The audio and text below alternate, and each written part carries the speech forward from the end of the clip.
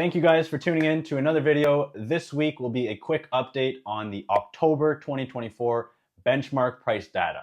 So we're going to be going over Hastings, Prince Edward County, how that stacks up against the GTA and how that stacks up against Canada as a whole. As we've done in the past, gives us a good picture of how our local market stacks up with these bigger markets and gives us that local kind of regional and national picture on what's going on in the market. So without further ado, let's get into the data, starting with Hastings in Prince Edward County. Our local market benchmark price sits at $575,000. That's up 2% from last October and up 2.6% from the beginning of this year. Although we've seen a slight decline in benchmark price data over the last 2 months, month over month in our area, we've actually gone up and down an even number of times over these 10 data points in 2024, with the upside outperforming the downside.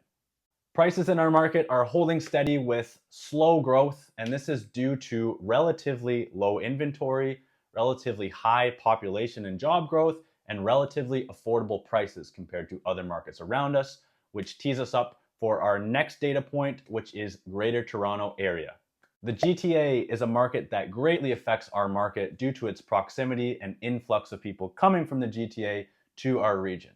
The benchmark price in the Greater Toronto Area sits at $1,060,300. That's down 3.4% from last October year over year and 0.5% year to date from the beginning of this year. This market continues to experience higher levels of inventory than it has in recent years, but this inventory is divided among different asset classes. As we've seen in the media, the condo market continues to struggle, especially that investor segment of the condo market. But on the flip side, semi-detached, detached homes, desirable homes in desirable locations are actually performing quite well. So this shows how dynamic the GTA market can be. Lastly, Canada as a whole, benchmark price sits at $707,700, kind of splitting the difference in between us and the GTA, as we've seen in the past. And it mimics kind of what's going on in the GTA market, obviously, because that's a big aspect of the Canada market, down 2.8% year over year and just 0.1% year to date.